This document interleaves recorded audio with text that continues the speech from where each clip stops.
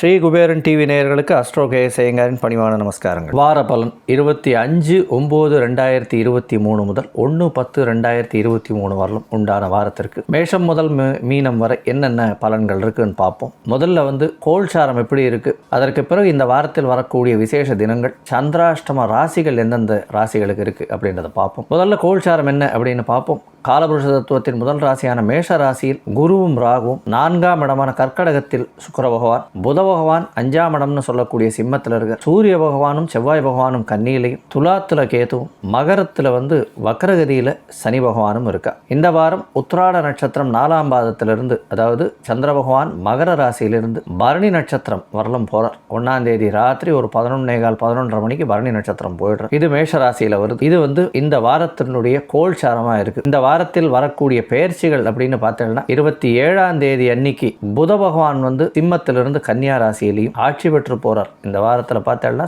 கன்னியா ராசிக்கு போய் ஆட்சி பெற்று போயிருக்கிறது பெரிய விசேஷம். மூல திரிகோணத்தில் இருக்க 30/9 அன்னைக்கு பார்த்தீங்கன்னா சுக்கிர பகவான் கடகத்திலிருந்து சிம்மத்துக்கு வரும். அதனால சிம்மம் அதீதமாக சுபத்துவம் அடைகிறது. ஏன்னா குரு பகவானால் பார்க்கப்படுறதும் சிம்மத்திலேயே சுக்கிர பகவான் இருக்கிறதும் பெரிய ஏற்றம். சிம்மாதிபதியான சூரிய பகவான் ஆட்சி பெற்ற புதனோட இருக்கிறதும் பெரிய விசேஷம். சரி, இந்த வாரத்தில் பார்த்தேன்னா என்னென்ன விசேஷங்கள் வருது அப்படின்னா, இந்த வாரத்தில் திங்கட்கிழமையே ஏகாதசி. இந்த ஏகாதசியை பாப அங்குச ஏகாதசி அப்படின்னு சொல்லக்கூடியது. அதாவது புரட்டாசி மாசத்தில் வரக்கூடிய சுக்லபக்ஷ ஏகாதசியை பாபங்குச ஏகாதசி அப்படின்னு சொல்லக்கூடியது. இந்த ஏகாதசி இந்திராதி தேவர்கள் எல்லாமும் இந்த ஏகாதசி விரதம் இருக்கிறதா ஒரு இது. ஏன்னா அவர்களுக்கு எல்லா விதமான சம்பத்துகளும் வரக்கூடிய வாய்ப்புகள் மிகவும் அதிகம் அப்படின்னு சொல்லக்கூடியது. 27ஆம் தேதி அன்னைக்கு பிரதோஷ காலம். சிவபெருமானை நந்தி தேவர் கும்பு மூலியமாக வழிபடுவதன் மூலியமாக எல்லா விதமான தோஷங்களும் நீங்கக்கூடியது. பிரதோஷ கால விரதமும் இருக்கும். பிரதோஷத்துக்கு சாயந்தரம் போய் கண்டிப்பாக ஒரு 5:45 6 மணி 6:15 மணிக்குள்ள சிவபெருமானை அந்த தீபாராதனை தரிசித்து வர்றது பெரிய ஏற்றத்தை கொடுக்கும். 29ஆம் தேதி பௌர்ணமி.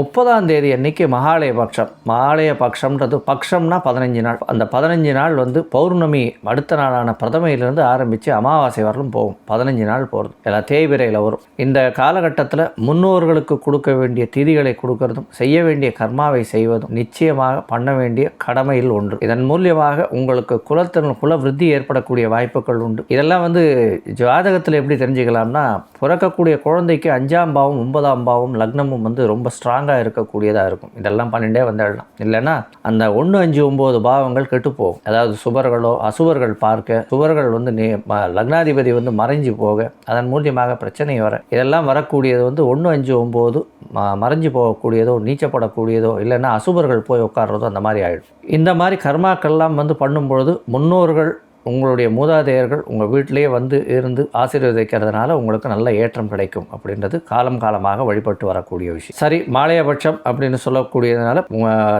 தகப்பன் தாய் இல்லாதவர்கள் திதி கொடுக்க வேண்டியது கண்டிப்பாக அருகில் இருக்கக்கூடிய புரோகிதர்களை கேட்டு அதற்கேற்ற மாதிரி திதி கொடுக்கறது நல்லது. சரி, இந்த வாரம் யார் யாருக்கு சந்திராஷ்டமம்னு பார்ப்போம். இந்த வாரம் மகர ராசியில் சந்திர பகவான் இருக்கிறதுனால மிதுன ராசிக்கு சந்திராஷ்டமம் ஆரம்பிக்கிறது. மிதுனம், கடகம், சிம்மம், கன்னி இந்த 4 ராசிக்கு சந்திராஷ்டம காலமாக. சரி, என்னுடைய மொபைல் நம்பர் கீழே ஸ்க்ராலிங்கில் போயிட்டு இருக்கு. உங்களுக்கு அஸ்ட்ராலஜிக்கல் கன்சல்ட் தேவைப்பட்டதுன்னா எனக்கு ஃபோன் பண்ணுங்க. சரி, இந்த வாரம் 25/9/2023 முதல் 1/10/2023 வரை உண்டான காலங்கள் மேஷம் முதல் மீனம் வரை எப்படி இருக்குது அப்படின்றத ஒரு ராசியாக பார்க்கலாம். கும்பம், அவிட்டம், சதயம், புரட்டாதி இந்த 3 நட்சத்திரம் 9 பாதங்களை கொண்ட ராசி. ராசியின் அதிபதினு சொல்லக்கூடியவர் சனி பகவான்.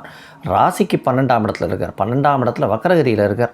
உங்களுடைய ராசிக்கு பார்த்தேன்னா 3ஆம் இடத்துல முயற்சி ஸ்தானாதிபதி அப்படின்னு சொல்லக்கூடிய செவ்வாய் பகவான் 8ஆம் இடத்துல மறைந்திருக்கார். 3ஆம் இடத்தில் குரு இருக்கிறது மிகப்பெரிய சுபத்துவத்தை கொடுக்க போகிறது. முயற்சிகள் அனைத்தும் வெற்றியாகும். எந்த ஒரு விஷயமாக இருந்தாலும் வெற்றி நிச்சயமாக இருக்கக்கூடிய காலமாக இந்த வாரம் அமைகிறது.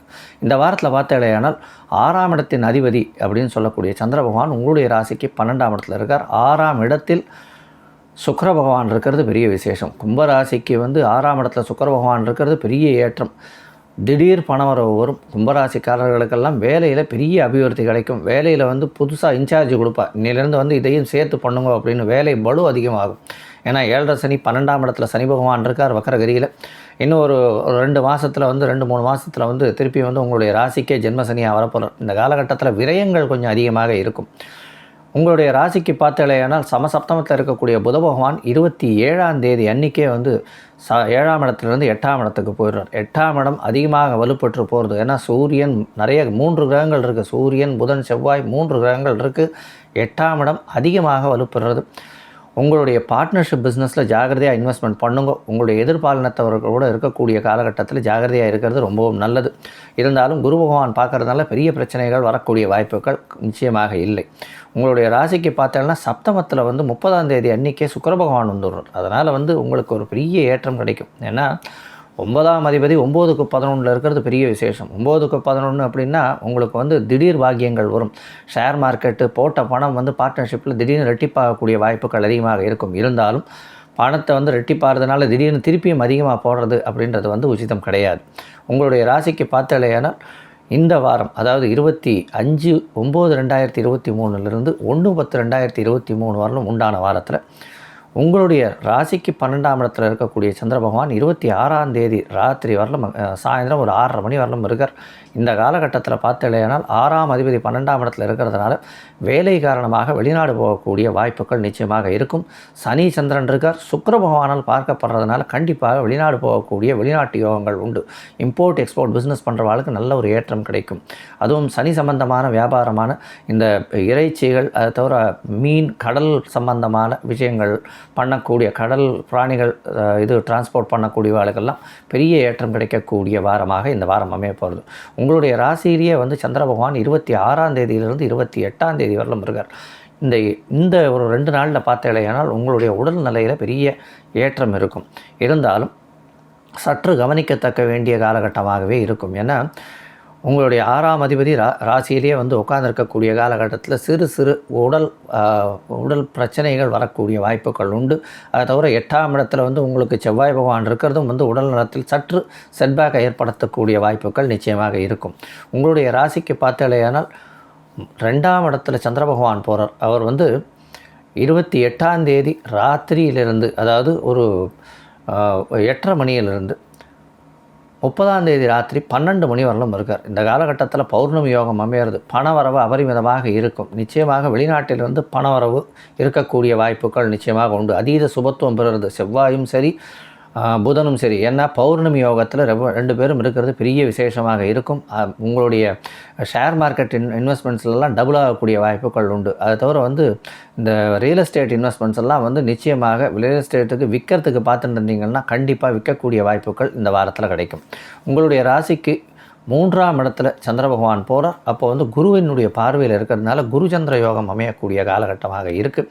இந்த காலகட்டத்தில் உங்களுடைய முயற்சிகள் அனைத்தும் வெற்றியாகும். அது வந்து 30ஆம் தேதி ராத்திரியிலிருந்து 3ஆம் தேதி காலத்தால் ஒரு 4:30 மணி வரலும் இருக்கார். இந்த காலகட்டத்தில் உங்களுடைய முயற்சிகள் அனைத்தும் வெற்றியாகும். இளைய சகோதரத்துவம் மூலியமாக நல்ல ஒரு ஏற்றம் கிடைக்கும்.